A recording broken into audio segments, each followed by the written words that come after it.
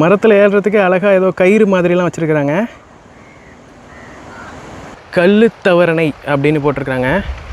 இந்த மாதிரி நெடுந்தீவில் சில இடங்களில் கல்லுக்கடைகள் இருக்குது. இந்த ஒரு ஐயா வராரு, கல் சாப்பிட்றதுக்கு தான் வராருன்னு நினைக்கிறேன். இங்கே ஒரு ஐயா சைக்கிள் மேய்ச்சிட்டு போயிட்டுருக்கிறாரு. ஓ, கல் எடுத்துகிட்டு போகிறாங்களோ. இப்போ காலையிலே வந்து பார்த்தீங்கன்னா இங்கே நெடுந்தீவில் இருக்கிற மக்கள் பனம் மரத்தில் ஏறி கல் இறக்குவாங்க அப்படின்னு சொல்லிட்டு கேள்விப்பட்டோம். அதில் ஒரு அண்ணா ஏறி கல் இறக்கிட்டு இருக்கிறாரு. இந்த வீட்டு சொந்தக்காரங்க கண்டிப்பாக வேற ஒரு நாட்டில் செட்டில் ஆகிருப்பாங்க அப்படின்னு நினைக்கிறேன். இலங்கையில் உள்நாட்டு யுத்தம் நடந்தப்போ இங்கே வாழ்ந்த மக்கள் அகதிகளாக நிறைய நாடுகளுக்கு புலம்பெயர்ந்து போனாங்க இல்லையா. ஒரு 50 வருஷம் பழமையான கடை அப்படின்னு நினைக்கிறேன். இப்போது இது கைவிடப்பட்ட நிலையில் தான் இருக்குது. இந்த இடத்துல ஒரு அழகான வீடு இருக்குது பாருங்கள். ஆளே இல்லாத நெடுந்தீவில் கண்ணுக்கு எட்டுற தூரம் இருக்குது, எதுவுமே தெரியாத ஒரு இடத்துக்குள்ளே வந்துருக்குறோங்க. பார்க்குறதுக்கு தான் அவன் பயங்கரமாக இருக்கான், ஆனால் உள்ளுக்குள்ளே எவ்வளோ ஸ்வீட்டான பர்சனாக இருக்கான் பாருங்க. இது ஈச்சை, டேட்ஸ் பேர் ஈச்சை. ஓ, இதுதான் ஈச்சம் பழமா? ஓ, இங்கே இருக்குது ப்ரோ. மத்திய சன சமூக நிலையம், சென்ட்ரல் கம்யூனிட்டி சென்டர். இங்கே ஒரு போஸ்ட் பாக்ஸ் இருக்குது பாருங்கள். இங்கேருந்து புலம்பெயர்ந்து போன மக்கள் கண்டிப்பாக இதில் ஒரு கடிதத்தை போட்டு எங்கேயாவது அனுப்பியிருப்பீங்க. வணக்கம் நண்பர்களே, மீண்டும் இன்னொரு காணொலியில் சந்திக்கிறதுல மிக்க மகிழ்ச்சி. இப்போ நம்ம எங்கே இருக்கிறோம் அப்படின்னு பார்த்தீங்கன்னா, இலங்கையுடைய வட மாகாணத்தில் இருக்கிற குறிகாட்டுவான் அப்படிங்கிற ஒரு படகுத்துறையில் தான் இருக்கிறோம். யாழ்ப்பாணம் நகரத்திலிருந்து ஒரு 32 கிலோமீட்டர் பயணம் பண்ணி வந்தீங்கன்னா நாம் இருக்கிற இந்த ஒரு இடத்துக்கு நீங்கள் வரலாம். இந்த ஒரு படகுத்துறையிலிருந்து தான் வந்து பார்த்தீங்கன்னா பக்கத்தில் இருக்கிற நைனா தீவு, தூரமாக இருக்கிற நெடுந்தீவு, இந்த 2 தீவுகளுக்குமே பயணம் பண்ணலாம். நாம் இன்னைக்கு நெடுந்தீவு அப்படின்னு சொல்லிட்டு ஒரு தீவுக்கு தான் பயணம் பண்ண போகிறோம். இங்கேருந்து ரொம்ப தூரமாக பயணம் பண்ணணும். கிட்டத்தட்ட ஒரு 1 மணித்தியாலம் படகுல பயணம் பண்ணால் தான் அந்த ஒரு தீவை நம்ம போயிட்டு அடைய முடியும். இப்போ டைம் வந்து 2 மணி ஆகுது. மதியம் 2:30 மணிக்கு அந்த தீவு நோக்கி ஒரு படகு சேவை இருக்குது அப்படின்னு சொல்கிறாங்க. அதே மாதிரி நம்ம பைக்கையும் எடுத்துகிட்டு போக போகிறோங்க. ஏன்னா அந்த தீவு உள்ளே போயிட்டு சுற்றி பார்க்கறதுக்கு நிறைய விஷயங்கள் இருக்குது. அது எல்லாமே நம்மளே சுற்றி பார்க்கணுன்னா நம்மகிட்ட ஒரு வண்டி இருக்கணும். அதனால என்னோட ஒரு ஃப்ரெண்டு வந்திருக்காரு. லாஸ்ட்டாக நுவரேலியா வீடியோவில் சதுர் அப்படின்னு சொல்லிட்டு ஒருத்தர் பார்த்துருப்பீங்க இல்லையா, அவரையும் கூப்பிட்டே வந்துட்டேன். வாங்க போகலாம். கரிகணன் அப்படின்னு சொல்லிட்டு ஒரு போட்டு வருதுங்க. இந்த போட்டில் தான் நம்ம டெல்ஃப்ட் ஐலாண்ட் நோக்கி பயணம் பண்ண போகிறோம்.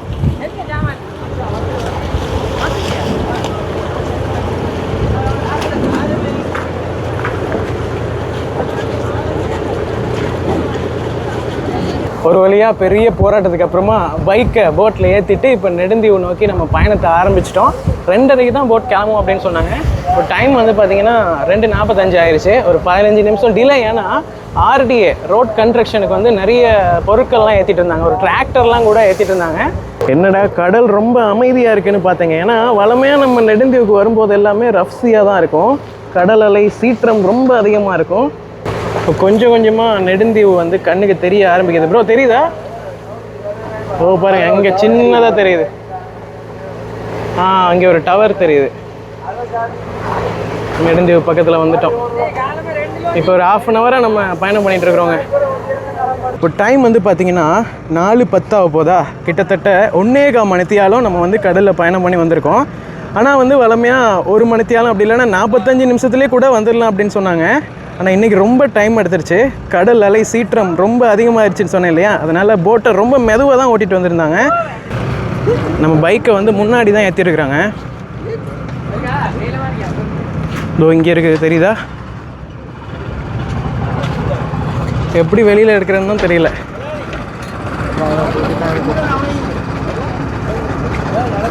இந்த கன்ஸ்ட்ரக்ஷன் எக்யூப்மெண்ட் எல்லாத்தையுமே வந்து அன்லோட் பண்ணிட்டு தான் பைக்கை வெளியில் எடுப்பாங்கன்னு நினைக்கிறேன். ஏன்னா இங்கே பாருங்கள், கீழே தரைக்கும் போட்டுக்கும் ரொம்ப உயரம் அதிகமாக இருக்குது. பார்க்கலாம், எப்படியாவது எடுத்து தானே ஆகணும். எடுத்தால் தான் வந்து நம்ம தீவுக்குள்ளே போகலாம். உள்ளே போகிறதுக்கு முன்னாடி ஏதோ ரெஜிஸ்ட்ரேஷன்லாம் பண்ணணும் அப்படின்னு சொல்கிறாங்க. வண்டி எடுத்துகிட்டு வந்தோம்னா நம்ம வண்டி நம்பர்லாம் போட்டு பதிவு பண்ணிட்டு தான் உள்ளே போகணுமா. நெடுந்தீவுக்குள்ளே வந்துட்டோங்க. உள்ளே ஒரு 2 நிமிஷம் பயணம் பண்ணி வந்திருப்போம் பைக் எடுத்துகிட்டு. உள்ளே வந்த உடனே கண்ணுக்கு வித்தியாசமாகப்பட்ட ஒரு விஷயம் இதுதான்.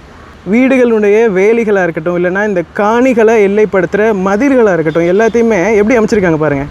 இது என்னன்னு தெரியுதா? கடலுக்குள்ளே கிடைக்கிற பவளப்பாறைகள், முருங்கை கட்பாறைகள்னு சொல்லுவாங்க அப்படின்னு நினைக்கிறேன். அதை வச்சு தாங்க வேலி அமைச்சிருக்காங்க. ஏன்னா இது ஒரு தீவு இல்லையா, வெளியிலேருந்து இங்கே பொருட்கள் கொண்டு வரது ரொம்ப கஷ்டம். செங்கல்லோ கருங்கல்லோ இங்கே கிடைக்காது. அதனால் இங்கே கிடைக்கிற வளம் இதுதான், கோரல் ரீவ்ஸ். அதை வச்சு எப்படி வேலி கட்டியிருக்காங்கன்னு பாருங்கள். தீவுக்குள்ளே பயணம் பண்ணி ஒரு வழியாக இன்றைக்கி நம்ம தங்க போகிற இடத்துக்கு வந்துட்டோங்க. என்னது தங்க போகிறீங்களா? ஆமாங்க, இன்றைக்கி நைட்டு நம்ம இங்கே தான் தங்கி ஆகணும். நம்ம நண்பர் ஒருத்தர் இங்கே ஒரு ஹாஸ்டல் நடத்திட்டுருக்கிறாரு. டெல்ஃப் ஜேகேஎஸ் வில்லேஜ் ஸ்டேன்னு போட்டிருக்கு இல்லையா, இங்கே தான் நம்ம தங்க போகிறோம். நம்ம வந்த போட்டு வந்து கிளம்பிருச்சுங்க. 2:30க்கு ஸ்ரீலங்காவுடைய மெயின்லேண்ட் அந்த குறிகாட்டுவான் ஜெட்டிலேருந்து கிளம்பி வந்த போட்டு நாளைக்கு காலையில் 11:30க்கு தான் திரும்ப குறிகாட்டுவான் நோக்கி இங்கே இருந்து போகுமா. அதனால் ஒரு நாள் இங்கேயே தங்கி தான் ஆகணும். Good vibes here. ஆமாம், அதுக்காக தான் இங்கே வந்துருக்குறோம். அதுக்கு தான் நம்ம ஹாஸ்டல்லே போய் தங்குறது. இதோ இருக்காரு. Hi bro. ஹாய் ப்ரோ, எப்படி இருக்கீங்க? நல்லா இருக்கேன். எப்படி போட்டில் என்ன மாதிரி? சூப்பராக இருந்துச்சு ப்ரோ. வர வழியில் டால்பின்லாம் பார்த்தோம். ஓ உண்மையாவா? ஆமாம், செமையாக இருந்துச்சு. நாங்கள் எதிர்பார்க்கவே இல்லை. நான் அதுக்காக தனியாக ட்ரிப்லாம் போகலான்னு சொல்லிட்டு பிளான் பண்ணிட்டு இருந்தோம். பட் இங்கேயே வரும்போது பார்த்தது சூப்பராக இருந்துச்சு. அப்படியே ஒரு ஹாஸ்டல் வைப்பில் பண்ணியிருக்கீங்க. சூப்பராக இருக்குது ப்ரோ. இது என்ன ஒவ்வொரு ஹட்லேயுமே வந்து ஒரு நாடு ஒரு சிட்டியோட பேர் அந்த பைபண்டில் வச்சிருக்கோம். Super super. உங்களுக்கு தந்திருக்க வந்து ஹவாய் ஹட். ஹவாய், அமெரிக்கா கூட. நீங்கள் தங்க போகிற இடம் உள்ளே வாங்க பார்க்கலாம். இதில் வந்து பார்த்தீங்கன்னா 2 பெட் இருக்குது, லைட் இருக்குது, ஃபேன் இருக்குது அண்ட் பவர் சப்ளை கூட இருக்குது. ஓகே, அப்போ நிம்மதியாக தூங்கலான்றீங்க நைட்டு. ஆமாம். இங்கே எப்படி ப்ரோ நைட்டுக்கு ஹீட்டாக இருக்குமா? இல்லை இந்த பகல் டைமில் இருக்குது. இப்போ நாங்கள் இந்த ஓலை போட்டிருக்கையால ஹீட் உள்ளே வர்றது குறைவு. ஃபேன் யூஸ் பண்ணால் ஓகே. டென்ட் மட்டும் இருந்தால் ஹீட்டாக இருக்கும். அதனால வெளியில் அதான் நாங்கள் ஓலையால் மேய்ஞ்சிருக்கிறோம். Super bro. நீங்கள் சும்மா வெளியிலேயே வந்துருக்கலாம். இப்போ நீங்கள் ஃபுல்லாக இதுக்கெலாம் இருக்கணும் இல்லை, அங்கே வெளியே கொமன் ஏரியா இருக்குது, நீங்கள் எல்லாமே யூஸ் பண்ணிக்கலாம். பின்னாடி கூட ஹமக் இருக்குது, நீங்கள் அதில் வந்து இருந்துக்கலாம். உங்களோட யாரும் பர்சனல் ஐட்டம்ஸ் அப்படி ஏதாச்சும் இருந்ததுன்னா நீங்கள் இந்த லொக்கரில் வச்சு லொக் பண்ணிக்கலாம். ஓகேங்க, நம்மளோட பேக் எல்லாம் கொண்டு போய் ஹட்டில் வச்சுட்டு இப்போது சுற்றி பார்க்குறதுக்கு கிளம்பிட்டோம். முதலாவதாக நம்ம எங்கே போகிறோம் அப்படின்னு பார்த்தீங்கன்னா, இந்த நெடுந்தீவுலேயே முக்கியமான விஷயம் அதாங்க. இங்கே வந்து நிறைய குதிரைகள் இருக்குது அப்படின்னு சொல்கிறாங்க. காட்டு குதிரைகள், வைல்டு ஹோர்சஸ் அப்படின்னு சொல்கிறாங்க. ப்ரோ கிளம்பலாம். போர்த்துகேயர்கள் ஒல்லாந்தர்கள் இங்கே ஆட்சி செய்யும்போது அவங்க நிறைய குதிரைகள் வியாபாரத்துக்காக இங்கே வளர்த்துருக்குறாங்க. அந்த குதிரைகள்லாம் அவங்களோட ஆட்சி காலத்துக்கு அப்புறமா இங்கே தனித்து விடப்பட்டிருக்குது. இப்போது அதுங்க சுதந்திரமாக இந்த மாதிரி காடுகளில், இந்த நெடுந்தீவில் இருக்கிற பெரிய காடுகளில் சுற்றி திரிஞ்சிட்டு இருக்குது. அது இங்கே வர சுற்றுலா பயணிகளையும் கவருது அப்படின்னு சொல்கிறாங்க. பார்ப்போம் எங்களையும் கவருதா அப்படின்ட்டு. இப்போது அந்த காட்டை நோக்கி தான் போயிட்டுருக்குறோம். நிறைய குதிரைகள் இருக்குதாங்க. பா, இந்த சூழலே வித்தியாசமாக இருக்குதுங்க. ஏதோ ஆப்பிரிக்காவுக்கு வந்த மாதிரி இருக்குது. ஒரு குட்டி ஆப்பிரிக்கா இலங்கைக்குள்ளே இருக்குது அப்படின்னு சொன்னால் நம்புவீங்களா? அதுதான் இந்த நெடுந்தீவு. ஏன் ஆப்பிரிக்கா அப்படின்னு சொல்கிறேன்னா, ஆப்பிரிக்காவில் உள்ள தாவரம் ஒன்று இங்கே இருக்குதாங்க. ஏதோ பெருக்கு மரம் அப்படின்னு சொல்கிறாங்க, பேபோப் ட்ரீ அப்படின்னு சொல்கிறாங்க. இங்கே எங்கேயோ இந்த காட்டுக்குள்ளே அந்த மரம் இருக்குதான், பிரம்மாண்டமாக இருக்கும் அப்படின்னு சொல்கிறாங்க. மடகஸ்கார்லாம் இருக்குது பாருங்கள், அந்த மரம் இங்கே இருக்குதான். அதையும் போய் பார்க்கலாம்.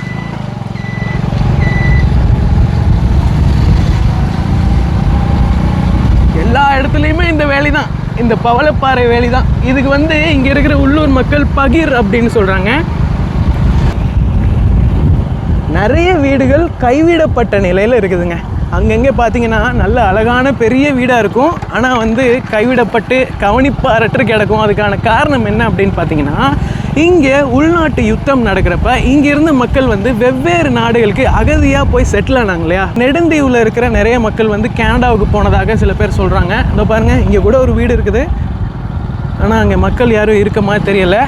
என்ன ப்ரோ, குதிரையா? ஓ மாடா ப்ரோ, எங்கேயோ கூப்பிட்டு போகிறாரு. ஒரு பெரிய காடு மாதிரி தெரியுது. ஆனால் இதுக்கு முன்னாடி நான் வந்திருக்கேன் ப்ரோ. சைக்கிளில் வந்தோம், நானும் ஃப்ரெண்டும் வந்துருந்தோம். அது சூப்பரான எக்ஸ்பீரியன்ஸாக இருந்துச்சு.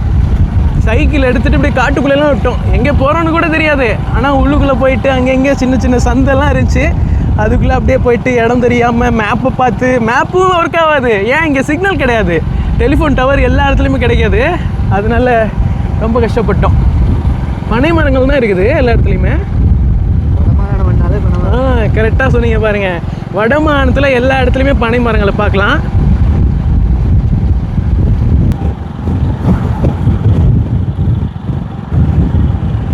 ஆளே இல்லாத நெடுந்தீவில் கண்ணு கெட்டுற தூரம் இருக்கு, எதுவுமே தெரியாத ஒரு இடத்துக்குள்ளே வந்திருக்கிறோங்க. அப்படியே காட்டுக்குள்ளே நடந்து போயிட்டே இருக்கோங்க.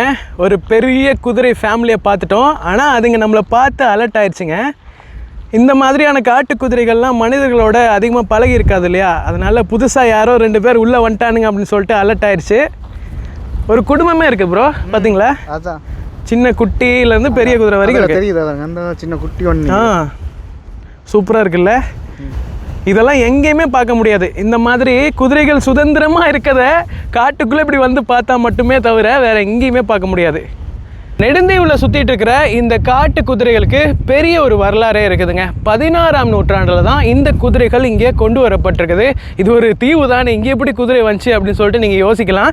இலங்கை வந்து போர்த்துகேயர், ஒல்லாந்தர், பிரிட்டிஷ் இப்படிலாம் ஆட்சி செஞ்சாங்கல்ல. போர்த்துகேயரும் ஒல்லாந்தரும் வந்து குதிரை வியாபாரம் பண்ணிட்டு இருந்திருக்காங்க. அவங்க இலங்கையை விட்டு போனதுக்கு அப்புறமா எல்லாமே இந்த மாதிரி தனித்து விடப்பட்டிருக்குது.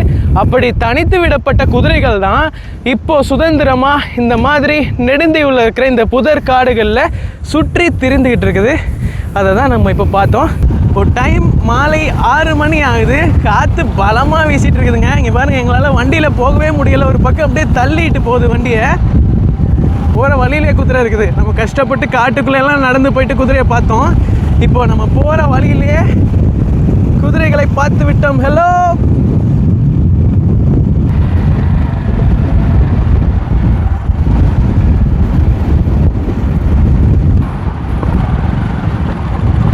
ஆஹா, இங்கே ரோடெலாம் கிடையாது. இந்த மாதிரி சின்ன சின்னதாக வழிப்பாதைகள் இருக்குது நடந்து போகிற மாதிரி. அதுக்குள்ளே வண்டியை விட்டு தான் போகணும். இங்கே பாருங்க,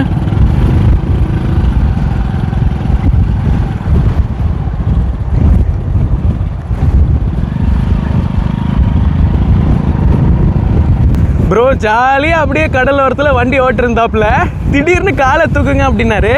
இங்கே பாருங்க, இங்கே ஒரு பயங்கரமான தாவரம் இருக்குது. இதுக்கு தான் நாகதாளி அப்படின்னு சொல்கிறாங்க. இந்த முள் குத்துச்சுன்னா ரொம்ப இரிட்டேஷனாக இருக்கும் அப்படின்னு நினைக்கிறேன். அதே மாதிரி ப்ரோ இன்னொரு விஷயம் சொன்னார். இதுதான் நாகதாளி காயம். இதுவா ப்ரோ? இந்த காயை வச்சு ஏதோ ஜூஸ்லாம் பண்ணுவாங்களாம். அது சாப்பிடக்கூடிய பொருள் தான் அப்படிங்கிறாங்க. ஆனால் பார்க்க ரொம்ப பயங்கரமாக இருக்குது. என்ன ப்ரோ, போகலாமா? இன்னும் கொஞ்சம் தூரத்தில் குயின்ஸ் டவர் அப்படின்னு சொல்லிட்டு ஒரு கோபுரம் இருக்குதுங்க. டச் காலத்தில் கட்டின கோபுரம். ப்ரோ கவனமாக போங்க. இங்கே பாருங்கள்,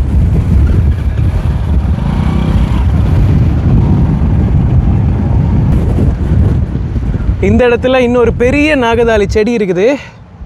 ஓ, இந்த ரெட் கலரில் இருக்கிறதான் சாப்பிட்றதா? அது எப்படி ப்ரோ, உள்ள பழம் மாதிரி இருக்குமா? இதை வெட்டிட்டு உள்ளே பார்த்தீங்கன்னா பசன் ஃப்ரூட் தெரியும் தானே? ஆமாம், அதை மாதிரி உள்ளே இருக்கும். ஓ, இனிப்பாக இருக்குமா? இங்கே அந்த நேவி கேம்பில் வந்து இளநீ கத்தாழை இது போட்டு ஒரு ஜூஸ் ஒன்று தருவாங்க. ஓ, இப்போ நாங்கள் போகிற இடத்துலையா? சூப்பர். வந்தாலும் அதை கட்டாயம் குடிக்காம குடிச்சிருவோம். பாருங்கள், பார்க்குறதுக்கு தான் அவன் பயங்கரமாக இருக்கான். ஆனால் உள்ளுக்குள்ளே எவ்வளோ ஸ்வீட்டான பர்சனாக இருக்கான் பாருங்கள். அந்த மாதிரி தான் இங்கே எல்லாமே. ஒரு வழியாக இந்த பக்கமாக இருக்கிற அந்த கடினமான காட்டு பாதையை கடந்து குயின்ஸ் டவர் பக்கத்துலேயே வந்துட்டோங்க. இதுதான் ராணியின் கோபுரம் அப்படின்னு சொல்லப்படுற குயின்ஸ் டவர். இது எதுக்காக கட்டியிருப்பாங்க? இந்த பக்கமாக கடல் இருக்குதா, கடலுக்கு பக்கத்தில் இப்படி ஒரு கோபுரம் இருந்துச்சுன்னா இது எதுக்காக கட்டியிருப்பாங்க? ஆமாங்க, இது ஒரு லைட் ஹவுஸ். எதை வச்சு கட்டியிருக்காங்கன்னு பாருங்கள். நம்ம முன்னாடியே பார்த்தோம் இல்லையா, இங்கே இருக்கிற லோக்கல் வீடுகள்லாம் எப்படி வேலி அமைச்சிருந்தாங்க, அதே பவளப்பாறைகளை வச்சு தான் இதையும் கட்டியிருக்கிறாங்க. ஆனால் இதை வந்து அழகாக ஷேப் பண்ணியிருக்காங்க. செப்பனிடப்பட்ட பவளப்பாறைகளா, அதுதான் கரெக்டான தமிழ் பேருன்னு நினைக்கிறேன். இந்த இடத்துல ஒரு ஹோல் இருக்கா, இதோ பாருங்கள். மேலே இங்கே ஒரு இன்லெட், அங்கே ஒரு அவுட்லெட் இருக்குது. எதுக்குன்னா அந்த காலத்தில் கரண்ட்லாம் கிடையாது. அதனால் மின் விளக்குகள்லாம் பயன்படுத்த முடியாது. மேனுவலாக ஃபயர் பண்ணி தீ போட்டு தான் கப்பல்களுக்கு வழிகாட்ட முடியும். காலை வணக்கம் நண்பர்களே, இதோ இங்கே தான் இருக்கேன். இப்போது அடுத்த நாள் காலை நம்ம நேற்று இந்த நெடுந்தீவுக்கு வந்திருப்போம்.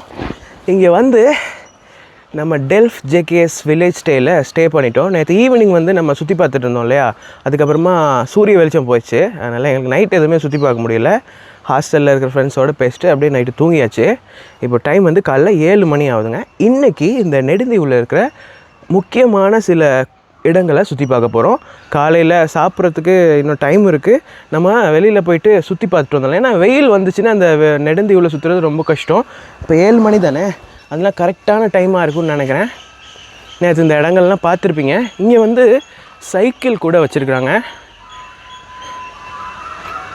இந்த மாதிரி ஒரு சைக்கிளை ரெண்ட்டுக்கு எடுத்துகிட்டு நீங்கள் தீவு ஃபுல்லாகவே சுற்றி பார்க்கலாம். அதுவும் சூப்பராக தான் இருக்கும். ஆனால் டயர்டாகிருங்க, இங்கே இருக்கிற வெயிலுக்கு இந்த கிளைமேட்டுக்கு டயர்டாகிருங்க. ஆனால் நல்ல எக்ஸ்பீரியன்ஸாக இருக்கும் அப்படின்னு நினைக்கிறேன். நான் ஆல்ரெடி ஒரு முறை ட்ரை பண்ணியிருந்தேன், அதுவும் நல்லா தான் இருந்துச்சு. கிளம்பலாமா? இப்போ அப்படியே முதலாவதாக வளரும் கல், அந்த கல்லை போயிட்டு பார்க்கலாம். இங்கே நெடுந்தீவில் ஒரு பிரச்சனையான விஷயம் என்ன அப்படின்னு பார்த்தீங்கன்னா தண்ணி பிரச்சனை தான். குடிக்கிறதுக்கு இவங்க தனியாக அரேஞ்ச் பண்ணி வச்சுருக்காங்க. அது இல்லாமல் மற்றதெல்லாம் சால்ட்டி வாட்டர் தாங்க, உப்பு கலந்த தண்ணி தான். ஹாஸ்டலில் காலையிலே நமக்கு பிளாக் காஃபி போட்டு கொடுத்துருக்காங்க. எப்படி இருக்குது ப்ரோ? நல்ல ஸ்ட்ராங்காக கிடையாது. ஸ்ட்ராங்காக இருக்கா? காஃபியெல்லாம் கூட போட்டு குடிச்சு பார்க்கலாம். இது என்னது? சுகர். நம்ம சுகர்லாம் தேவையில்லை, காஃபி மட்டுமே போதும். இங்கே ஏதோ யோகா கிளாஸ் பண்ணுறாங்க அப்படின்னு சொன்னார் ப்ரோ. ஓ, நம்மளோட பக்கத்து ஹட்லெலாம் தங்கியிருக்காங்க இல்லையா ஃபாரினர்ஸ், அவங்க வந்து ஒவ்வொரு நாளும் காலையில் இந்த மாதிரி யோகா ப்ராக்டிஸ் பண்ணுவாங்களாம். சூப்பரில். அதுக்கு வந்து தனியாக ஒரு ஸ்பேஸே ப்ரோ பண்ணி வச்சுருக்காரு.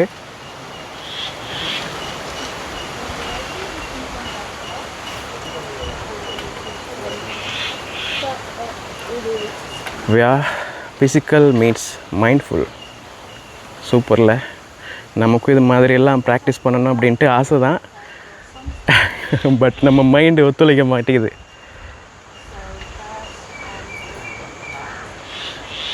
சதுர், யோகா பண்ணுறீங்களா? நானா? நான் செய்கிற ஒரே ஒரு யோகா டெய்லி இரவு வடிவா நித்திர விடுறது. அதே ஒரு ஆசனம். நான் யூடியூப்ல பார்த்துட்டு ஆசனம். இப்போ காலையிலே வந்து பார்த்தீங்கன்னா இங்கே நெடுந்தீவில் இருக்கிற மக்கள் பனை மரத்தில் ஏறி கல் இறக்குவாங்க அப்படின்னு சொல்லிட்டு கேள்விப்பட்டோம். இங்கே வந்து நிறைய பனை மரங்கள் இருக்குது இல்லையா, அதே மாதிரி இது ஒரு ஐசோலேட்டடான தீவு அப்படிங்கிறதுனால இங்கே வந்து மது பொருட்கள் கிடைக்கிறது ரொம்ப கஷ்டம். ஏன்னா மெயின்லேண்ட்லேருந்து இங்கே ஷிப்பிங் பண்ணுறது ரொம்ப கஷ்டமாக இருக்கும். அதனால இங்கே கிடைக்கிற உள்ளூர் விஷயம் அந்த கல் தான். அதுவும் பனை மரத்துல இருந்து கிடைக்கிற கல். நம்ம ஏரியாலலாம் வந்து ப்ரோ அந்த திப்பிலி மரம் இருக்கு இல்லையா, கித்தூல் அப்படின்னு சொல்லுவாங்க, அதுல தான் கல் எடுப்பாங்க. பட் இங்கே அது கிடையாது. சில ஏரியாவில் தென்னிலையும் எடுக்கிறாங்க, தென்னங்கல். தென்னங்கல் அது இந்தியாவில கூட ஃபேமஸ். தென்னிலையும் எடுத்தது, பனையிலையும் எடுத்தது எடுத்துட்டு இருந்தாங்க. இப்ப எங்கட தாத்தா காலத்துல எல்லாம் அவர் தென்னை மரத்துல எடுக்கிறது. தென்னை மரத்துல கல் எடுக்கிறது வந்து ப்ரோசஸ் வந்து கூட. அப்ப அதால இப்ப யாருமே ஈவன் ஒரு ஆள் கூட நடந்தியில தென்னங்கள் எடுக்கிறதே இல்ல. ஃபுல்லாவே பனங்கல் தான். ஆனா தென்னங்கல் நல்ல மட்டும் சொல்றாங்க. பனங்கல்ல விட தென்னங்கல் குடிச்சா அந்த உடம்புக்கு நல்ல எனர்ஜி. அந்த அப்ப ஸ்ரீலங்கால வந்து பனை, தென்னை, கித்தல் மூணுலயும் கல் எடுக்கிறது. தென்னை செய்யன குறைவு. கித்தல் வந்து ஒன்லி சவுத் ஸ்ரீலங்கால மட்டும் தான் இருக்கு, கீழே மட்டும். கீழே வந்து பனையே இல்லை. அது மாதிரி ஸ்ரீலங்கால மேல கித்தலே இல்லை. அப்ப மேல இருக்கிறார்கள் எல்லாம் பனை எடுக்கிற, கீழே இருக்கிறதா கித்தல் வைக்கிறது. பனைமரம் எங்க இருக்குன்றதுன்னா தென் இந்தியாவிலையும் வடக்கு ஸ்ரீலங்கா. ஆனா தென்னிந்தியாவில நிறைய இடங்கள்ல பேன். கேரளால மட்டும்தான் எடுக்கலாம் நினைக்கிறேன். தமிழ்நாடு எல்லாம் தமிழ்நாட்டுல பேன் பண்ணிருக்காங்க. அதால கூட இந்த இந்தியாக்கள் வந்து வரைக்குள்ள இப்ப இந்த ஃபெரி ஜாழ்ப்பாணத்துக்கும் இந்தியாவுக்கும் ஃபெரி ஓடுது, நாகப்பட்டினத்துக்கும் ஃபிளைட் ஓடுல நிறைய இந்தியாக்கள் வாரது. அவங்க வந்தா தேடுற முதலாக விஷயம் கல்லுன்னு சொன்னா இது இல்லைன்னு சொல்லி, இந்தியாவில அலௌட் இல்லைன்னு சொல்லி. அதுவும் ஜாழ்ப்பாணத்துல கல்லு குடிச்சா எப்படி இருக்கும்னு சொன்னா அந்த எல்லா கல்லையும் எடுத்துட்டு வந்து ஒரு கல்லு கடை மாதிரி தான் கொடுப்பாங்க. நெடுந்திய மாதிரி இப்படி சின்ன சின்ன கிராமங்கள்ல நாங்க அந்த பனையில இருந்து எடுத்துடலாம். கீழே இருந்து எடுத்துக்கூடிய ஃப்ரெஷ் நல்ல ஃப்ரெஷ்ஷா இருக்கும். இல்லை நீங்கள் அது தண்ணி கொஞ்சம் டிமாண்ட் போகுது. அதோட தனிமர கல், தனிமர கல் அதெல்லாம் நல்ல பண்ணுவாங்க. இப்ப எல்லா மரத்துல இருந்து எடுத்துக்கிற கல்லை மிக்ஸ் பண்ணி குடிக்கிறத விட தனிமர கல்ன்றதுல அதுல இருக்கிற அந்த என்ன அப்படி சொல்றவங்க பிகினர்ஸுக்கு, இப்ப குடிச்சு பாக்குற பிகினர்ஸுக்கு தனிமர கல்லு உடன் கல்லு நல்லா இருக்கும். குடிச்சு பழகிட்டோம்னு சொன்னா கூட பெர்மெண்டேஷன் ஆன கல்லு தான் வீடு வெறிக்கொண்டு வந்து எங்களை மாதிரி டேஸ்ட் பார்க்கணும்னு சொன்னா தனிமர கல் உடன் கல்லு தான் நல்லா இருக்கும். இப்ப நீங்க இப்ப போனீங்கன்னா தனிமர கல்லு பார்க்கலாம். அப்படி தனிமர கல்லும் பார்க்கலாம். அதை விட இதுல ஒரு கடை ஒன்று இருக்கு. கடை என்றால் அது ஒரு ப்ராப்பரான கடையா இருக்காது. ஒரு 10 ஏழுக்குள்ள ஒரு கல்லு கடை, சின்ன போட் ஒன்று போட்டு லோக்கலாக்கள் வட்டமா இருந்து குடிச்சு கொண்டிருப்பாங்க. அதையும் பார்க்கலாம். நான் லொகேஷன் செய்வது மிஸ் ஆனாலும் அதை பார்க்கலாம். கல்லுக்கும் என்ன வித்தியாசம்? பயன்னு சொல்றது இந்த சுண்ணாம்பு எல்லாம் தடவி மண் சட்டி தான் இறக்குறது. அதுல வந்து இந்த நொதித்தல் ப்ராசஸ் வந்து நடக்கிற குறைவா இருக்கு. அப்ப அதெல்லாம் வெறிக்கிறது தன்மை குறைவா இருக்கு. அதை எடுத்து ஜாக்கிரதைகளை செய்யறது. இது வந்து அப்படி செய்யலாது. நானேச்சும் உடனே வெட்டி சீவி எடுக்கிறது பதநீர், அதை கொஞ்சம் சுண்ணாம்பு தடவை ப்ரோசஸ் பண்றதுதான் கல். அதான் உடனே எடுத்து சுண்ணாம்பு தடவை ப்ரோசஸ் பண்றது பதநீர். அதை இங்க ஒருத்தனை செய்யறேன். கல்லுக்கு டிமாண்ட் சொன்ன மாதிரி மது இல்லத்தானே, அப்ப கல்லுக்கு டிமாண்ட். நம்ம தங்கியிருக்கிற ஹாஸ்டல்ல இருந்து ஒரு 2 நிமிஷம் டிராவல் பண்ணி வந்தோம்னா இந்த இடத்துக்கு வரலாம். இங்கே தான் நான் சொன்ன அந்த வளரும் கல் இருக்குதுங்க. இதோட ஹிஸ்ட்ரி ஃபுல்லாகவே இங்கே போட்டுக்கிறாங்க. கிபி 1964ஆம் ஆண்டு இந்த கல் வந்து 1 அடி உயரமாக இருந்திருக்குதாங்க. இப்போ பாருங்கள் கிட்டத்தட்ட ஒரு 4-5 அடி உயரமாக இருக்குது. அதனால தான் இதை வந்து வளரும் கல் அப்படின்னு சொல்கிறாங்க. காலத்தோட போக்கில் இந்த கல் வந்து அப்படியே கொஞ்சம் கொஞ்சமாக உயரமாயிட்டே இருக்குது. இதுக்கு பின்னாடி மிகப்பெரிய ஒரு சயின்டிஃபிக் ரீசன் இருக்கும் அப்படின்னு நினைக்கிறேன். ஏன்னா இந்த அமைப்பெல்லாம் பாருங்களேன், ஏதோ படிமங்கள் மாதிரி தெரியுதா? இங்கே இருக்கிற உள்ளூர் மக்கள் இதை ஒரு புனிதமான விஷயமாக பார்க்குறாங்க, கடவுளாக பார்க்குறாங்க. அதனால் மாலை தீபம்லாம் கொளுத்தி இதை வந்து வழிபட்டுட்டு இருக்கிறாங்க அப்படின்னு சொல்லிட்டு இந்த போர்டில் போட்டிருக்கிறாங்க. இந்த பக்கமாக ஒரு கோயில் இருக்குதுங்க. இங்கே ஒரு ஸ்கூல் இருக்குது. இதே மாதிரி இந்த நெடுந்தீவுக்குள்ளே நிறைய ஸ்கூல் இருக்குதுங்க. நெடுந்தீவு சுப்பிரமணிய வித்தியாலயம் அப்படின்னு போட்டிருக்கிறாங்க. இது ஒரு தீவாக இருந்தாலுமே கூட மக்களுக்கு தேவையான அத்தியாவசியமான எல்லா விஷயமும் இங்கே கிடைக்குது. ஸ்கூல், ஹாஸ்பிட்டல், கோவில், சர்ச் அப்படி இப்படின்னு எல்லாமே இருக்குதுங்க. இந்த நெடுந்தீவில் மொத்தமாக 1500 குடும்பங்களுக்கு மேலே இருக்கிறாங்களாம். 3500 மக்களுக்கு மேலே இங்கே வசிக்கிறாங்க அப்படின்னு சொல்லிட்டு நம்ம நண்பர் நேற்று சொல்லியிருந்தார். இந்த இடத்துல இன்னொரு விஷயத்தை பார்த்தேன். இந்த பக்கம் ஃபுல்லாகவே காடுகளாக இருக்கு இல்லையா? அந்த காட்டுக்குள்ளே பாருங்கள் சில கட்டிடங்கள் உடைந்த நிலையில் இருக்குது. இதோ இங்கெல்லாம் வந்து பார்த்திங்கன்னா அப்படியே செங்கல்லாம் உடஞ்சி கிடக்குது, தெரியுதா? இதை மாதிரி இந்த காடு ஃபுல்லாகவே நிறைய வீடுகள் இருக்குதுங்க. இதெல்லாம் யாருடைய வீடா இல்லைன்னா வேறு ஏதாவது கட்டிடங்கள் அப்படின்னு நினச்சிங்கன்னா வீடு தான். இலங்கையில் உள்நாட்டு யுத்தம் நடந்தப்போ இங்கே வாழ்ந்த மக்கள் அகதிகளாக நிறைய நாடுகளுக்கு புலம்பெயர்ந்து போனாங்க இல்லையா? அந்த மாதிரி புலம்பெயர்ந்து போனவங்களுடைய வீடுகள் தான் இன்னமுமே இங்கே இருக்கிற இந்த காட்டுக்குள்ளே கைவிடப்பட்ட நிலையில் கிடைக்குது. சில வீடுகளை அந்த வீடுக்கு சொந்தமானவங்க வெளிநாடுகள்லேருந்து வந்து இப்போது கைப்பற்றி அதை திரும்ப திருத்திட்டுருக்குறாங்க. ஆனால் ஃபுல்லாகவே ஃபேமிலியோடு செட்டில் ஆனவங்க இங்கே வர மாட்டாங்க இல்லையா? வரதே ரொம்ப கஷ்டமாக இருக்கும். அதனால் இதோ இங்கே கூட இருக்குது, இதே மாதிரி கைவிடப்பட்ட நிலையில் கிடக்குதுங்க. அப்படியே அந்த கல்லை பார்த்துட்டு கொஞ்சம் தூரமாக பயணம் பண்ணிகிட்டு இருக்கும்போது ஒரு கைவிடப்பட்ட வீட்டை பார்த்தேங்க. இங்கே பாருங்கள் எவ்வளோ அழகான ஒரு வீடு, ஆனால் கவனிப்பாரற்ற அப்படியே கிடக்குது. இந்த வீட்டு சொந்தக்காரங்க கண்டிப்பாக வேறு ஒரு நாட்டில் செட்டில் ஆகிருப்பாங்க அப்படின்னு நினைக்கிறேன். எவ்வளோ அழகாக இருக்குது பாருங்கள். இதே மாதிரி இன்னும் நிறைய வீடுகள் இருக்குதுங்க. இது ஓரளவு நல்ல நிலையில் இருக்குது. மேபி இவங்க வந்து பார்த்து இதை திருத்திட்டு போயிருக்கலாம். ஆனால் உடைஞ்ச நிலையில் இந்த மாதிரி காட்டுக்குள்ளே நிறைய வீடுகள் இருக்குது. இதோ தெரியுதா? இந்த இடத்துல ஒரு வீடு இருக்குது பாருங்கள். வீட்டினுடைய பேஸ்மெண்ட் மட்டும்தான் இருக்குது, அதுக்கு மேலே எதையுமே காண முடியல. இங்கே இருக்கிற மரங்கள்லாம் எப்படியும் 100-200 வருஷம் பழமையான மரங்களாக இருக்குங்க. ஏன்னா இங்கெல்லாம் மக்கள் நடமாட்டம் ரொம்ப கம்மியாக தானே இருக்குது. அதனால் மரங்களை வெட்டுறது இந்த மாதிரியான வேலைகள்லாம் ரொம்ப கம்மி. இதோ அங்கங்கே ஆலமரங்கள் நிற்கிது நிறைய. அதெல்லாம் ரொம்ப பழைய மரங்க. எப்படியே இந்த காட்டுக்குள்ளே நம்ம போயிட்டே இருக்கோம். அடுத்து ஒரு ஆலமரம் இருக்குதாங்க. அந்த ஆலமரத்தினுடைய வேர்கள் வந்து ரொம்ப பெருசாக இருக்கும், அடிமுடி தெரியாத ஆலமரம் அப்படின்னு சொல்லிட்டு ப்ரோ சொன்னார். கரெக்டா ப்ரோ? அது வந்து என்னென்னா, இப்போ ஒரு மரம்ண்டா எங்களுக்கு இதுதான் கிளை, இதுதான் கப்புன்னு முடிகிற இது தெரியும் தானே. அங்கே போய் பார்த்தீங்கன்னா ஒரு 20-25 மரம் இருக்குது. அது ஒவ்வொன்றுமே ஒன்று சேர்ந்து எது முதலாவதாக வந்த மரம்னு தெரியாது. ஏதாவது மரத்தின் தண்டு ஆழம் விழுது எதுன்னே தெரியாத இருக்குது. நான் அப்படி சொல்கிறத விட நீங்கள் நேரில் பார்த்தா இன்னும் மரம் எது விழுது எதுன்னே தெரியாதுன்னு சொல்கிறீங்க. வாங்க போய் பார்க்கலாம்.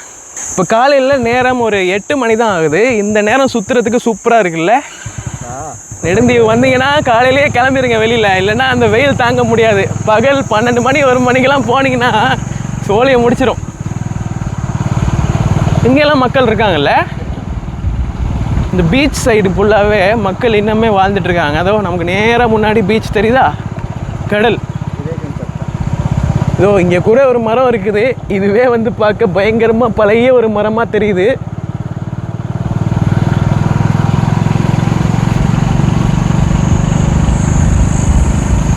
பெரிய பெரிய வீடுகளும் இருக்குல்ல ப்ரோ? ஆனால் எல்லாமே இப்போ கட்டின வீடு கிடையாது, பழைய வீடு தான். அதோ இங்கே ஒரு கைவிடப்பட்ட வீடு. கடலோரத்துக்கு வந்துட்டோமா? பெரிய ஆலமரம். இங்கே எங்கேயோ தான் இருக்குது. என்னடா ஆலமரத்தை தேடி பணம் பண்ணிட்டு இருக்கிறீங்களா அப்படின்னு கேட்டிங்கன்னா, ஆமாங்க, அது ஒரு ஸ்பெஷலான விஷயம். அப்பா சூப்பராக இருக்கு ப்ரோ. இந்த காட்டுக்குள்ள எல்லாம் மிருகம்லாம் இருக்குமா? இருக்கா? பாம்பெல்லாம் இருக்கு. பாம்பு இருக்கா? மிருகம் நீங்க எதை மென்ஷன் பண்ணிக்கிறீங்க? நான் புலி சிங்கம் இந்த மாதிரி ஏதாவது இருக்கான்னு கேட்டேன். வாய்ப்பு இல்லை. அதெல்லாம் கிடையாது இல்லை? அப்போ ஓகே. ஏன்னா இவ்வளோ மக்கள் வாழ்கிறாங்க, ஆனால் அடர்ந்த காடாகவும் இருக்குது. இங்கே அங்கங்கே நேவி கேம்ப்பு, ஆர்மி கேம்ப்லாம் இருக்குது. அதெல்லாம் காட்டுக்குள்ளே தான் இருக்குது. அங்கே ஒரு ஐயா தனியாக சைக்கிளை மிதிச்சிட்டு வந்துட்டு இருக்காரு. எங்கேருந்து வராருன்னு தான் தெரியல. காட்டுக்குள்ளேருந்து வராரு. மேபி உள்ளே கூட வீடுகள் இருக்கலாம்ல ப்ரோ? இருக்கு. இதோ அங்கங்கே மாடுகள் மேய்ஞ்சிட்டு இருக்குது. இதோ இருக்கு பாருங்க ஒரு வீடு. இந்த பக்கமாக கடல். ஈவினிங் ஒரு 5-6 மணிக்கு இங்கே வந்து உட்காந்துட்டிங்கன்னா சூப்பராக இருக்கும். அப்படியே ரிலாக்ஸ் பண்ணிகிட்டு இருக்கலாம். நேற்று கூட நாங்கள் வந்திருந்தோம். நைட்டு லைட்டிங் சரியாக இல்லாதனால நமக்கு வீடியோவில் காட்ட முடியல. நேற்று இங்கே வந்து ஃபிஷ்ஷிங் பண்ணி அந்த மீனையே பார்பிக்யூ பண்ணி சாப்பிட்டு போனோம். இதோ இங்கே தான் வந்திருந்தோம்.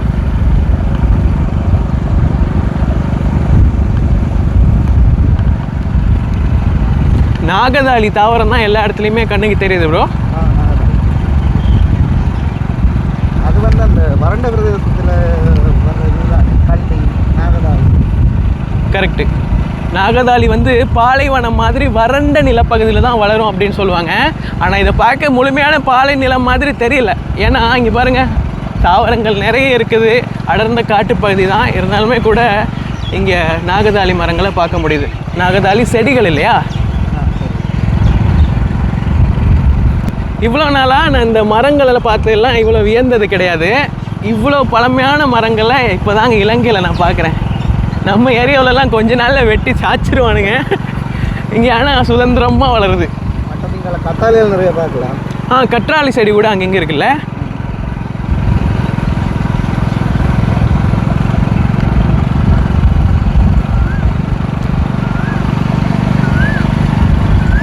நெடுந்தீவுக்கு வந்தோம்னா கிடைக்கிற வளங்களை எப்படி சரியாக பயன்படுத்திக்கலாம் அப்படிங்கிற ஒரு விஷயத்த வந்து நம்ம படிச்சுட்டு போகலான்னு நினைக்கிறேன். அதுக்கு இந்த வேலி தான் சான்று. இதுக்கு இங்கே பகிர் அப்படின்னு சொல்கிறாங்க உள்ளூர் மொழியில். ஹலோ,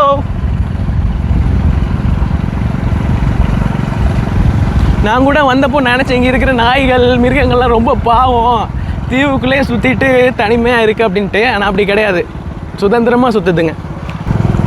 இங்கே ஒரு ஐயா சைக்கிள் மேய்ச்சிட்டு போயிட்டுருக்கிறாரு. கல் எடுத்துகிட்டு போகிறாங்களோ? பனங்கள் இறக்கிட்டு போயிட்டுருக்குறாங்க. காலையிலே 6 மணிக்கெலாம் வெளியில் வந்துடுவாங்களாம். இந்த மாதிரி பனை மரங்கள்லேருந்து கல் எடுக்கிறதுக்கு. நம்ம அதை பற்றி இன்னும் நிறைய பேசலாம்.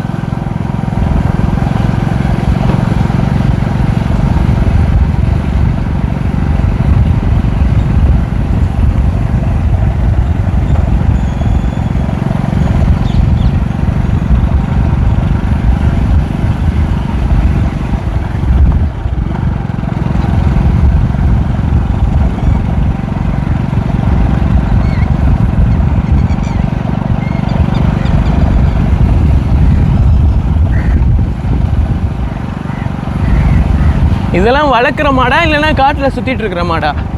வளர்க்குற மாடு தானே.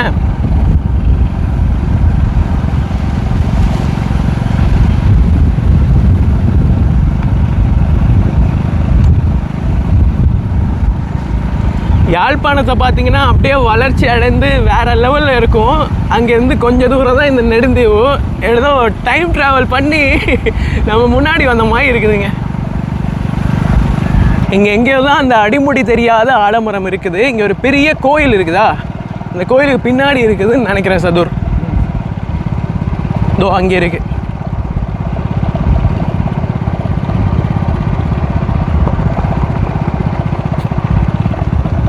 ரொம்ப பழைய கோயில்னு நினைக்கிறேன்.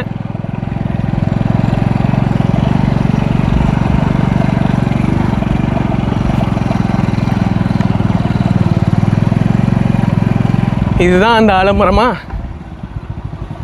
இந்த கோயிலுக்கு பின்புறமாக தாங்க இந்த ஆலமரம் இருக்குது.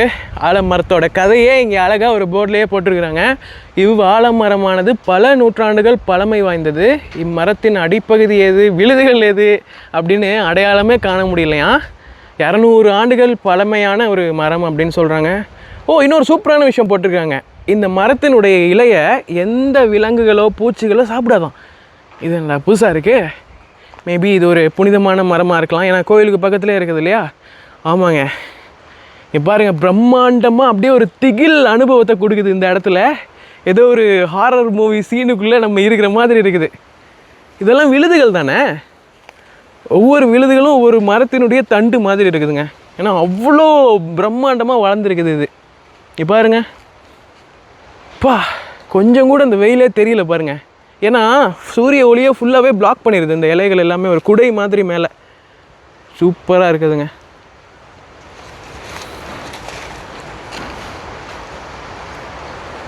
நெடுந்தீவுக்கு வந்தீங்கன்னா கண்டிப்பாக இதையும் வந்து பாருங்கள். நம்ம ஒரு ஹாலிவுட் மூவி சீனுக்குள்ளே இருக்கிற மாதிரி தோணல? பாருங்க எவ்வளவு குளிர்மையா இருக்குண்டா. அதுதான் உள்ள போனாலும் ஒரு வித்தியாசமான ஃபீல் இருக்கு. நெடுந்தீவுல எங்க வெளியில தெரிஞ்சீங்கன்னாலுமே ஒரு வெயிலுக்கு அம்பிடுவீங்க, வெக்கையா இருக்கு. கரெக்ட். இதுக்குள்ள வந்தா ஏண்டா மேல கூட பிடிச்ச மாதிரி எவ்வளவு. அதே தான் நானும் சொல்லிட்டு இருந்தேன். இங்க பாருங்க, சூரிய ஒளியை ஃபுல்லாவே பிளாக் பண்ணிடுச்சு. சரி, நீங்க கண்டுபிடிக்க பார்க்கலாம் எது முதலாவதா வளர்ந்த மரம் அப்படின்னு. கண்டுபிடிக்க முடியாது, ஏன்னா எல்லாம் ஒரே மாதிரி இருக்கு. இதெல்லாம் விழுதுதான்.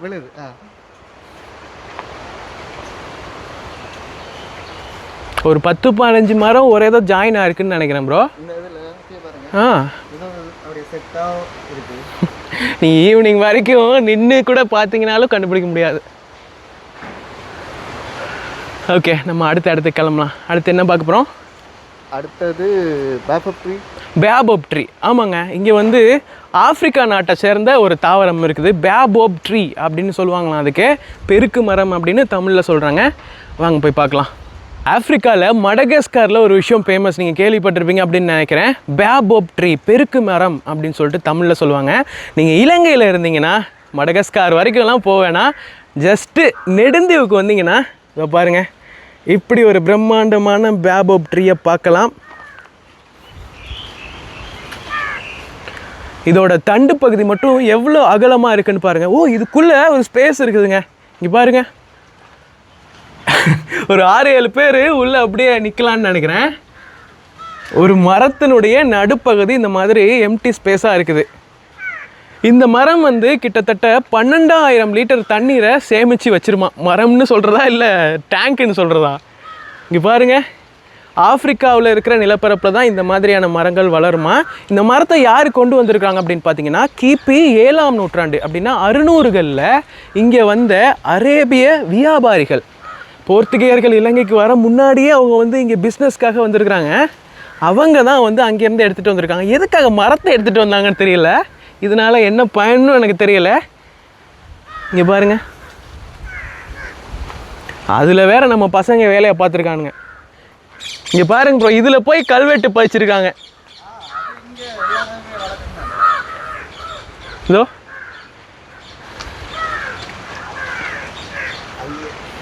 நெடுந்தீவுல சில இடங்கள்ல இந்த மாதிரியான ஒரு செடியை பார்த்தேன். இது என்ன ப்ரோ? ஈச்சமரம். ஈச்சமரமா? டேட்ஸா?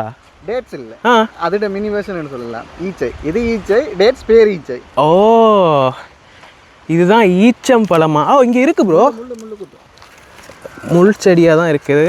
இதுதானா ஈச்சம் பழமா? ஓ,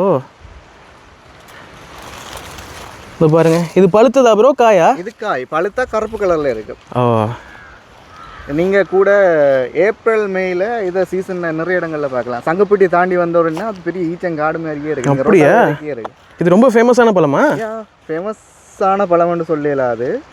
நல்லா இருக்கும் சாப்பிட. சிலருக்கு பிடிக்கும், பிடிக்காது. இந்த ஃபுல்லான இந்த இதை மாதிரி அப்படியே ஃபுல்லாக கருத்து போயிருக்கும். இந்த இதில் லைட்டாக கருத்து இருக்குல்ல, அது மாதிரி. சிலர் என்ன செய்வாங்கன்னு இந்த காயை பிடி கொண்டு போய் உப்பு தண்ணி ஸ்ப்ரே பண்ணி விட அடுத்த நாள் பழுத்துரும்.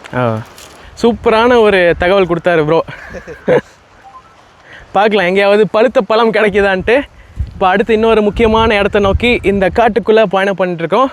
வாங்க போகலாம். அப்படியே காட்டுக்குள்ளே பயணம் பண்ணிகிட்டு இருக்கும்போது இன்னொரு முக்கியமான விஷயத்த பார்த்தோம். இந்த இடத்துல ஒரு கேணி இருக்குது, ஒரு சின்ன டேங்க் மாதிரி இருக்குது. அது என்னன்னு சொல்லிட்டு அழகாக இங்கே தகவலோடு போட்டாங்க. மருத்துவ கேணி, மூலிகை கேணி அப்படின்னு போட்டிருக்காங்க. இது ஏன் மருத்துவ கேணி அப்படின்னு சொல்கிறாங்கன்னா, இந்த தொட்டிக்குள்ளே மூலிகை நீரை ஃபுல்லாக நிரப்பி வச்சுருவாங்களாம். அதுக்கப்புறமா குதிரைகளில் மேலேருந்து ஒன்று ஒன்றா கீழே அனுப்புவாங்களாம். அது உள்ளே போகும்போது அது உடம்புல படும்ல, அப்படி உடம்புல படும்போது அது உடம்புல இருக்கிற காயங்கள், சின்ன சின்ன நுண்ணுயிர்கள்லாம் இருக்கும்ல, தொற்று, இது எல்லாமே வந்து நீங்கிருமா. மூலிகையை வேஸ்ட் பண்ணாமல் பயன்படுத்தணும் அப்படிங்கிறதுக்காக இந்த மாதிரி ஒரு விஷயத்தை பயன்படுத்தியிருக்கிறாங்க. இதை டச்சோட தொழில்நுட்பம் அப்படின்னு சொல்கிறாங்க. இங்கே குதிரையை அப்படி அவங்க போக்குவரத்துக்கு தான் பயன்படுத்தியிருக்கிறாங்க. இந்த இதில் முழுக்க தேசம் முழுக்க பார்த்தீங்கன்னா எல்லாம் முள்ளுகள் எல்லாம் கல்லுகள் எல்லாம் குத்தி காயம் வரும். அப்போ அப்படியே ஒரு ட்ரிப் அடிச்சுட்டு வந்து இதுக்குள்ள அப்படியே விட்டு எடுத்துட்டு கொண்டு அதன் குதிரைலாயம் இருக்குது தானே அங்கே கொண்டு கட்டிடுவாங்க. ஓ, வேஸ்ட் பண்ணக்கூடாது அப்படிங்கிறதுக்காக இந்த மாதிரி ஒரு தொழில்நுட்பத்தை யூஸ் பண்ணியிருக்காங்க. நல்ல ஒரு ஐடியா. இப்போ அடுத்ததாக வந்து பார்த்திங்கன்னா இங்கே வெடியரசன் கோட்டை அப்படின்னு சொல்லிட்டு ஒரு கோட்டை இருக்குதாங்க. அதுக்கு ஏன் அப்படி ஒரு பேர் வந்துச்சு அப்படிங்கிறத நம்ம அங்கே போய் பார்க்கலாம். கிளம்பலாமா? ஆளே இல்லாத காட்டுக்குள்ளே நாங்கள் 2 பேர் மட்டும் தனியாக சுற்றிட்டுருக்குறோம். ஆனால் சேஃப்னு தான் நினைக்கிறேன். இல்லை ப்ரோ? பயப்படாமல் வரலாம். அந்த பயந்து வர்ற அளவுக்கு இங்கே எதுவும் இல்லை. அவ்வளோ பயங்கரமான இடம்லாம் கிடையாது. சோலோ ட்ராவலர்ஸ் பெண்கள் கூட நிறைய பேர் இங்கே வராங்க. தாராளமாக நெடுந்தீவுக்கு நீங்கள் தனியாக வந்து ஒரு பேக் பேக்கராக சுற்றி பார்க்கலாம். கிளம்பலாம். இந்த இடத்துல ஒரு அழகான வீடு இருக்குது பாருங்கள். இங்கே மக்கள் இருப்பாங்க அப்படின்னு நினைக்கிறேன். ஆனால் பழமையான ஒரு வீடுங்க. ஓ, இங்கே 2 குதிரை இருக்குது ப்ரோ. அப்படின்னா இங்கே மக்கள் வசிக்கிறாங்க அப்படின்னு நான் நினைக்கிறேன். பார்க்குறதுக்கு சூப்பராக இருக்குது. அப்படியே வெளியில் வந்து அந்த பனை மட்டையெல்லாம் செருகி வச்சுருக்காங்க. எப்படி இருக்குது பாருங்கள். 1950 60 கட்டின வீடுன்னு நினைக்கிறேன் ப்ரோ. இந்த மாதிரி தான் இங்கே நிறைய வீடுகள் இருக்குதுங்க. இங்கே மாட்டது குதிரை ஆக்கள் வளர்க்குறவங்க. ஆமாம், வீடுக்கு குதிரை வளர்க்குறாங்க. வருஷத்தில் ஏதோ ஒரு நாள் எனக்கு அது தெளிவாக தெரியலை. பொங்கல் ஏதோ ஒன்றுக்கு குதிரை ரேஸ் தான் வைக்கிறாங்க. ஓ, இங்கே குதிரை ரேஸ்லாம் வைப்பாங்களாங்க. சூப்பரில் தலைவன் நம்மளை தான் பார்த்துட்ருக்கான். ஹலோ. 3 குதிரை இருக்குது. அப்படியே போகிற வழியில் ஒரு விஷயத்தை பார்த்தோம். இந்த இடத்துல பாருங்கள், ஒரு கடை இருக்குது. கல்லுத்தவரணை அப்படின்னு போட்டிருக்காங்க. டொடி ஷாப்புங்க. இந்த மாதிரி நெடுந்தீவில் சில இடங்களில் கல்லுக்கடைகள் இருக்குது. இதுதான் இவங்களுடைய மது. பனை மரத்துலேருந்து கிடைக்கிற அந்த பனங்கல்லை தான் இவங்க வந்து சாப்பிட்றாங்க. பாருங்கள், அப்படியே பின்னாடி ஃபுல்லாக பனை மரம் இருக்கா. இங்கே தான் வந்து இங்கே இருக்கிற லோக்கல் குடிமகன்கள் கல் சாப்பிடுவாங்க அப்படின்னு நினைக்கிறேன். அப்படியே இந்த பனைமர காட்டுக்குள்ளே தான் இந்த கல்லுக்கடை இருக்குது. நாங்கள் பக்கத்தில் போகலை, ஏன்னா அங்கே வந்து கல் சாப்பிட்டுட்ருக்காங்க 2 பேர். அவங்கள நம்ம டிஸ்டர்ப் பண்ணக்கூடாது. இந்த ஒரு ஐயா வராரு, கல் சாப்பிட்றதுக்கு தான் வராருன்னு நினைக்கிறேன்.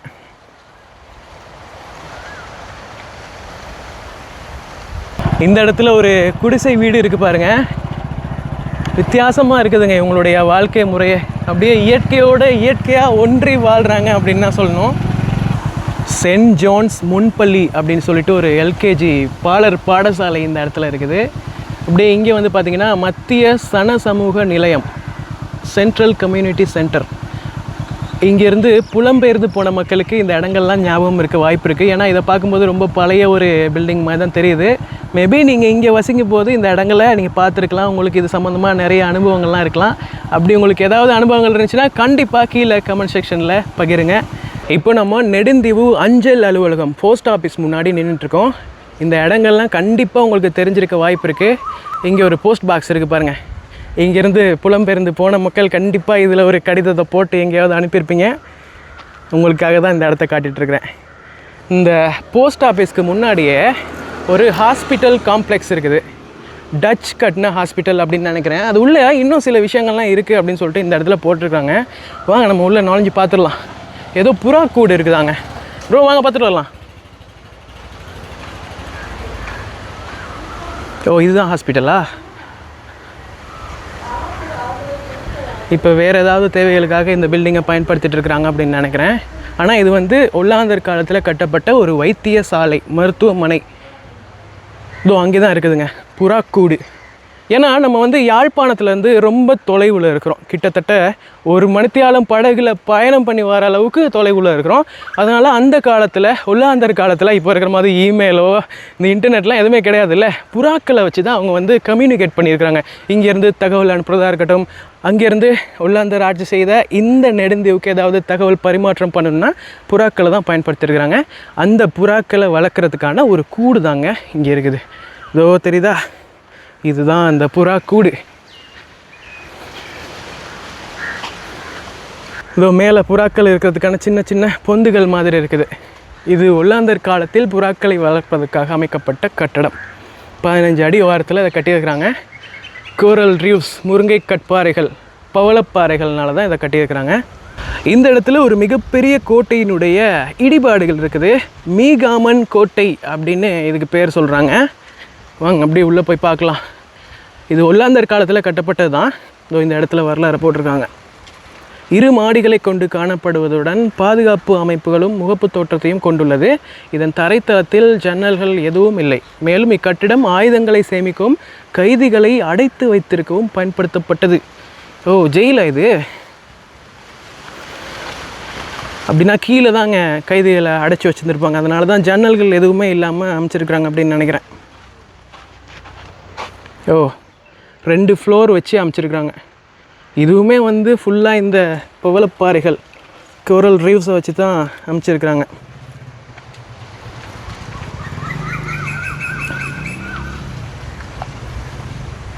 இதோ அந்த வழியாக போனோம்னா மேலே போய் பார்க்கலாம். பிரம்மாண்டமான கோட்டை. ஆனால் இப்போது வந்து அழிவடைஞ்ச நிலையில் இந்த சிதைவுகள் மட்டும்தான் எஞ்சி இருக்குது. இந்த சுவரோடைய தடிப்பத்தை பாருங்கள், எவ்வளோ அகலமாக கட்டியிருக்காங்கன்ட்டு. பா, இந்த இடத்துல ஒரு பழைய கடை இருக்குது பாருங்கள். ஒரு 50 வருஷம் பழமையான கடை அப்படின்னு நினைக்கிறேன். இப்போது இது கைவிடப்பட்ட நிலையில் தான் இருக்குது. அந்த காலத்தில் இந்த கடையில் என்னென்னலாம் பொருட்கள் வச்சுருந்தாங்களோ அதனுடைய விலைப்பட்டியல் இந்த இடத்துல போட்டிருக்கிறாங்க. அது இன்னமுமே அப்படியே இருக்குது பாருங்கள். இந்த கதவுல எழுதியிருக்கிறாங்க. லையண்ணா எப்படி போட்டிருக்காங்க பாருங்கள்.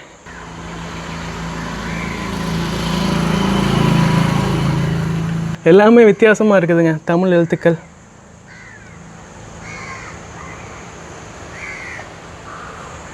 இப்படி தான் இருக்குது. இதுக்கப்புறம் நம்ம உள்ளே போவேனா, ஏன்னா யாரோட கடைன்னு நமக்கு தெரியாது. இந்த பக்கமாக ஒரு இடிபாடு அடைந்த நிலையில் ஒரு வீடு இருக்குது. இதுதான் மெயின் ரோடு. இந்த கடையை பார்க்குறதுக்காக தான் நிறுத்தினோம். அதுக்கு பக்கத்தில் பனை மரங்கள் நிறைய இருக்குதா, அதில் ஒரு அண்ணா ஏறி பனங்கல் இறக்கிட்டு இருக்கிறாரு. நான் அப்படியே ஜூம் பண்ணி காட்டுறேன் பாருங்கள்.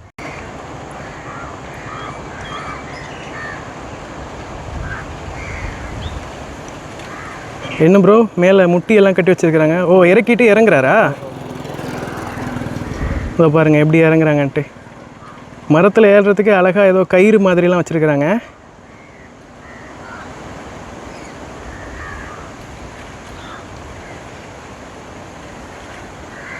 சூப்பராக டெக்னிக்காக இறங்குறாரு ப்ரோ. மரம் ஏறுறதுக்கு நிறைய எக்யூப்மெண்ட்ஸ்லாம் வச்சுருக்குறாங்க. ஒரு பெரிய கேன் இருக்குது, அப்புறம் ஒரு கயிறு மாதிரி இருக்குது, கத்தி, அதுக்குன்னே ஸ்பெசிஃபிக்காக தயாரிக்கப்பட்ட கத்தி அப்படின்னு நினைக்கிறேன்.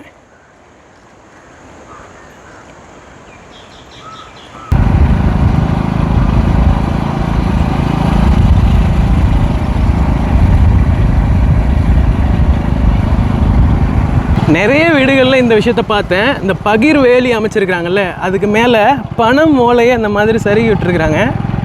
அது எதுக்கு ப்ரோ? சும்மா பாதுகாப்புக்காகையா? ஓகே. இங்கே எங்கேயோ தாங்க ஒரு கோட்டை இருக்குதான். கடைசியாக நம்ம அதை தான் பார்க்குறதுக்காக வந்திருக்கிறோம். வெடி அரசன் கோட்டை அப்படின்னு சொல்லியிருக்காங்க. இதோ இங்கே தான் இருக்குது. ஓ, அந்த பக்கமாக கடலா? ஒரு 50 வருஷத்துக்கு முன்னாடி 1970-80 காலகட்டங்களில் இலங்கை எப்படி இருந்திருக்கும், இந்த வடமாகாணம் எப்படி இருந்திருக்கும் அப்படிங்கிறத அனுபவிக்கணும் அப்படின்னு நினச்சிங்கன்னா கண்டிப்பாக இந்த நெடுந்தீவுக்கு ஒரு விசிட்டாக போடுங்க. ஏன்னா இங்கே நம்ம பார்க்குற விஷயங்கள் எல்லாமே வந்து இந்த 2026 இருக்கிற மாதிரியான விஷயங்கள் கிடையாது. இங்கே இருக்கிற மக்கள் பழைய முறைப்படி அந்த கிராமிய வாழ்க்கையில் தான் வாழ்ந்துட்டுருக்குறாங்க. அவங்களுடைய வாழ்க்கை முறை, அவங்களுடைய அன்றாட வேலையெல்லாம் பார்க்கும்போது அப்படி தான் தெரியுது. அதனால் நீங்களும் கண்டிப்பாக இங்கே வந்து பார்த்துட்டு போங்க. ஏன்னா யாழ்ப்பாணத்துக்கு வந்துட்டு டெல்ஃபுக்கு வரலைன்னா அது ஒரு பெரிய குறையாக போயிடும். யாழ்ப்பாணத்தின் முக்கிய இடமே ஒரு டெல்ஃப் தானே. ஆமாம், அதிக டூரிஸ்ட் வர்றது டெல்ஃப் இருக்கா பார்க்குறதுக்கு தான். அதனால தான் நான் ஃபஸ்ட்டு விசிட்டே நெடுந்தீவுக்கு போட்டேன். யாழ்ப்பாணம் வந்து அடுத்த நாளே அப்புறம் கூப்பிட்டு கிளம்பிட்டோம். காலையில் 7 மணிக்கு ஸ்டார்ட் பண்ணோம். இப்போ 10 மணி ஆயிடுச்சு. 3 ஹவராக நம்ம வந்து சுற்றி பார்த்துட்டே இருக்கிறவங்க. அப்போயுமே இங்கே இருக்கிற இடங்களை சுற்றி பார்க்க முடியலை. அதனால் ஒரு நாள்லாம் வந்து நம்ம டெல்ஃப் ஐலாண்டை சுற்றி பார்த்துடலாம் அப்படின்னு நினச்சிடாங்க. கண்டிப்பாக 2 நாள் இல்லைனா 3 நாள் தேவைப்படும். இதோ இதுதான் வெடி அரசன் கோட்டை அப்படின்னு சொல்கிறாங்க. ஏன் இதுக்கு அப்படி பேர் வந்திருக்குன்னு நினைக்கிறீங்க? இதோட பேர்லேயே இருக்குது பாருங்கள். இங்கேருந்து ஆஃபீஸர், டச் ஆஃபீஸர் வந்து துப்பாக்கி வச்சுருந்துருப்பார் அப்படின்னு நினைக்கிறேன். அதனால் அவருக்கு வெடியரசன் அப்படின்னு சொல்லியிருப்பாங்க. அவர் இருந்த இந்த ஒரு கட்டிடம் வெடியரசன் கோட்டை ஆயிடுச்சு. அந்த பக்கமாக கடல் இருக்குது, தெரியுதா? இப்படியே ஒரு வட்ட வடிவிலான கட்டிடமாக இருந்திருக்குது. ஏதோ அந்த புத்திஸ்ட் ஸ்டூப்பா மாதிரி இருக்குது ப்ரோ. மேபி ஸ்டூப்பா வந்திருக்குமோ? தெரியல. ஆனால் முதல்ல நாங்கள் வரைக்க வெடியரசன் கோட்டைன்னு தான் அதில் போட்டில்னு இருந்தாங்க. இப்போ அதில் ஒரு போட்டிலேயே பார்த்துருப்பீங்க அந்த ஸ்டூப்பானு போட்டிருந்தாங்கல்ல. ஓ அது இதுதானா? தான் போட்டிருந்தாங்க. என்னங்க இது? அப்போ இது கோட்டை கிடையாதா? 2 வரலாறு இருக்குது. நீங்கள் என்ன நினைக்கிறீங்க அப்படின்ட்டு கமெண்ட் பண்ணுங்கள். எனக்கு இதை பார்க்கும்போது ஒரு புத்திஸ்ட் ஸ்டூப்பா மாதிரியான அமைப்பு தான் தெரியுது. ஆனால் நெடுந்தீவில் எப்படி புத்திஸ்ட் ஸ்டூப்பா? அப்படி நாங்கள் கேட்க போனால் அப்படியே பார்த்தீங்கன்னா பக்கத்தில் தீவு நைனாதீவு. நைனாதீவு தீவுலேயே பார்த்தீங்கன்னா ஒரு புத்திஸ்ட் டெம்பிள். ஆமாம், அது பிற்காலத்தில் வந்தது தானே. அது மாதிரி நாகபூசணி அம்மன் கோவில் தான் பழமையான கோவில். அதுக்கு வரலாறு என்ன சொல்லுதுன்னு எங்களுக்கு தெரியல. வரலாறு கடிப்பாருங்க தானே. ஆமாம், இங்கே இவங்க சொல்கிற வரலாறு படி 2 விஷயமே இருக்குது. போர்டில் தொல்பொருள் திணைக்களத்தினால இதை புத்திஸ்ட் ஸ்டூப்பா அப்படின்னு சொல்கிறாங்க. இங்கே இருக்கிற உள்ளூர் மக்கள் வெடியரசன் கோட்டை அப்படின்னு சொல்கிறாங்க. ஓகேங்க, இங்கேருந்து நம்ம அப்படியே கிளம்பலாம். அடுத்து வந்து நான் முன்னாடியே சொல்லியிருந்த அந்த கால் பாதம், அனுமானுடைய கால் பாதம் இங்கே எங்கேயோ ஒரு இடத்துல இருக்குது அப்படிங்கிற மாதிரி சொல்கிறாங்க. இந்த இடத்துல ஒரு பழைய கோவிலினுடைய இடிபாடுகள் இருக்குதுங்க. ஒரு சிவன் கோவில், கிறிஸ்துக்கு பின்னர் 10ஆம் நூற்றாண்டில் கட்டப்பட்ட ஒரு கோவிலினோட அடிப்பாகம் மட்டும் இப்போ எஞ்சி நிற்குது. இதை பாருங்கள், கருவறை மட்டும் வச்சு கட்டின ஒரு கோவில் அப்படின்னு நினைக்கிறேன். சின்னதாக இருக்குது, சோழர் காலத்தில் கட்டியிருக்கலாம். ஏன்னா இலங்கையில் புலனர்வை அப்படின்னு சொல்லிட்டு ஒரு ஏரியா இருக்குதுங்க. அங்கேயும் இதே மாதிரி ஒரு சிவன் கோயிலினுடைய அமைப்பு இருக்குது. ஆனால் அது வந்து கருங்கல் செங்கல் வச்சு கட்டியிருப்பாங்க. இது இங்கே கிடைக்கிற இந்த பவளப்பாறையை வச்சு கட்டியிருக்கிறாங்க. தோ அந்த இடத்துல சுவாமி சிலை இருந்திருக்கலாம், ஆனால் இப்போ வந்து அது கிடையாது. அப்படியே மெயின் ரோடுக்கு பக்கத்துலேயே தான் இருக்குது. அதுலேயுமே கூட இங்கே பாருங்கள் கல்வெட்டெல்லாம் வச்சுருக்கானுங்க.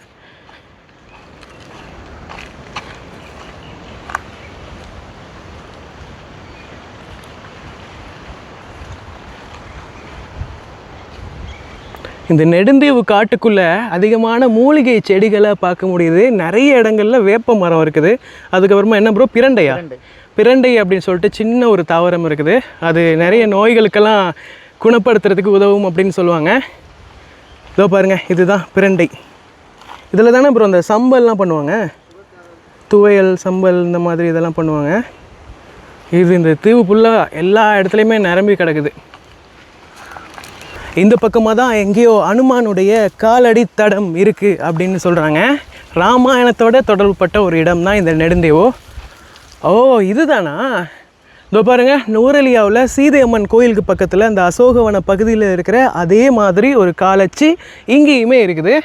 ஒரு பெரிய கல்லில் 2.5 அடி நீளமான பாதம் ஒன்று பயந்துள்ளது. இப்பாதம் அனுமனின் பாதம் என நம்பப்படுது. இதோ பாருங்கள், இதுதான். ராமாயணத்தோட என்ன தொடர்பு அப்படின்னு பார்த்தீங்கன்னா, லக்ஷ்மணனுக்கு போரில் காயம் ஏற்படும் இல்லையா, அந்த காயத்தை சரி செய்கிறதுக்கு அனுமன் உடனே எங்கேயோ போய் தேடி ஒரு மலையவே தூக்கிட்டு வருவார் இல்லையா, மூலிகையை கண்டுபிடிக்க முடியாமல். அந்த மலையில் ஒரு பாகம் வந்து இந்த நெடுந்தீவில் விழுந்தது அப்படின்னு சொல்கிறாங்க.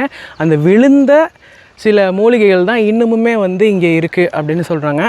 அதுக்கப்புறமா இந்த பக்கமாக டச் பயன்படுத்தின குதிரை கட்டுற இடம், குதிரை லாயம் இருக்குது தான், ஹோஸ் டேபிள்ஸ் அப்படின்னு சொல்லுவாங்க. வாங்க அதையும் போய் பார்க்கலாம். என்ன ப்ரோ, குதிரை இருக்கா? மாடா? ஹலோ,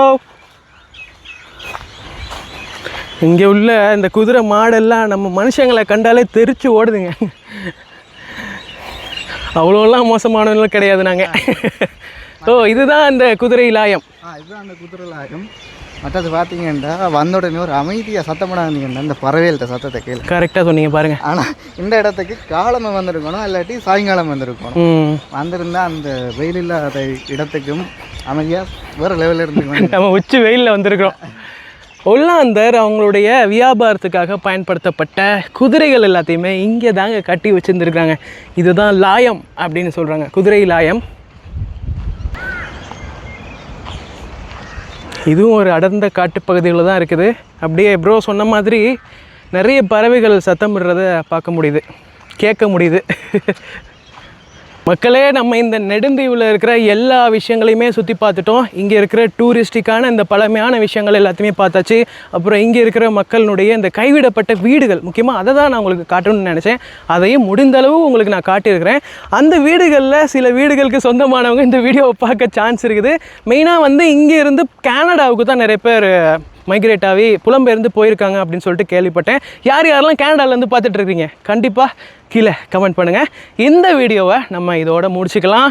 அடுத்த வீடியோவில் நம்ம சீக்கிரமாக சந்திக்கலாம். இன்னும் நிறைய தீவுகள் இருக்குதுங்க. இந்த யாழ்ப்பாணத்துக்கு பக்கத்தில் 7 தீவுகள் இருக்குதுன்னு சொன்னேன் இல்லையா, அதில் ஒரு தீவை நம்ம சக்ஸஸ்ஃபுல்லாக கம்ப்ளீட் பண்ணியாச்சு.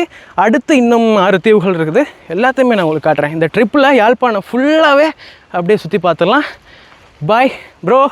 சதுர் ப்ரோக்கு தான் ஒரு பெரிய தேங்க்யூ சொல்லணும். ஏன்னா அவர் தான் வந்து நம்மளை பைக்கில் கூப்பிட்டு வந்திருக்காரு. இல்லைனா நான் வந்திருந்தா சைக்கிள் எடுத்துகிட்டு அப்படி தான் ப்ரோ சுற்றிருப்பேன். ரொம்ப கஷ்டமாக வந்திருக்கும்.